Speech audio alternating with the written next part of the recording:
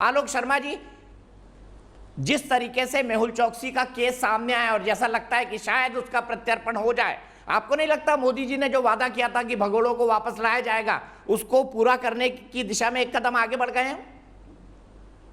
देखिए, मुझे लगता है कि पूरी तरह से भ्रामक चीजें फैलाई जा रही हैं। अगर एंटीगुआ को करना होता तो वो 3 साल से एंटीगुआ में नहीं है। अगर मोदी जी को अपना वादा पूरा करना होता तो मेहुल भाई को वो 2018 में जब गया था, तो उससे पहले क्यों नहीं रोक लिया उसको? जब उसने यहाँ की सिटीजनशिप को सरेंडर किया, अपना पासपोर्ट भी सरेंडर किया, उस समय पर क्यों नहीं रोक लिया मेहुल भाई को मोदी जी ने? मुझे लगता है कि जब तक मोदी जी नहीं चाहेंगे, तब तक वो नहीं आएगा। और अभी चुनाव नहीं है कोई 4-6 महीने, तो अभी तो बिल्कुल कोई चांस मुझे नज़र नहीं आ रहा है। आप बार-बार कह रहे हैं कि साहब डिपोर्टेशन का तो केस ही नहीं है वहाँ पर। वकील साहब बैठे हैं उनके, हमारी 47 देशों के साथ ट्रीटी है, 11 देशों के साथ उसका एक्स्ट्राडिशन का एग्रीमेंट है। ये दोनों ही चीजें हैं, ना एंटीगुआ के साथ है, ना डोमिनिका के साथ है। अगर मोदी जी को उसको लाना होता तो ये ट्रीटी की जाती, देश के साथ नहीं की गई।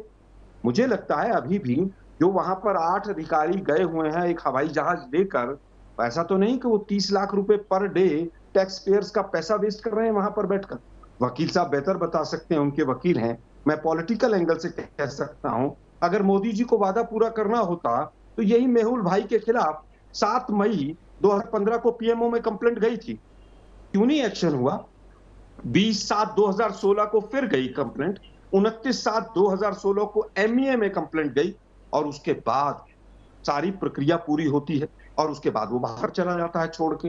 वो जनवरी में गया है, फरवरी में केस रजिस्टर होता है। अगर 16 में ही 15 में अगर केस रजिस्टर होता तो क्या उसको नहीं रोका जा सकता था? मुझे लगता है पूरी तरह से मोदी सरकार उसके साथ मिली हुई है।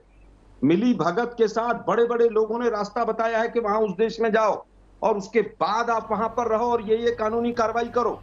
आप बताइए, वकील साहब उनके बैठे हुए हैं यहाँ पर, वहां पर जो केस है, वो केस क्या है?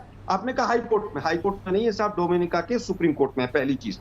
और उसमें है केस के जो मुख्य बिंदु हैं कि क्या बिना कागजात आया है, क्या अवैध है, क्या जबरदस्ती आया है, क्या अपराध किया है, क्या मारपीट हुई है, ये केस है वहां पर। जहां तक मेरी जानकारी है, हो सकता है मैं गलत भी हूं, तो विजय जी मुझे करेक्ट कर सकते हैं।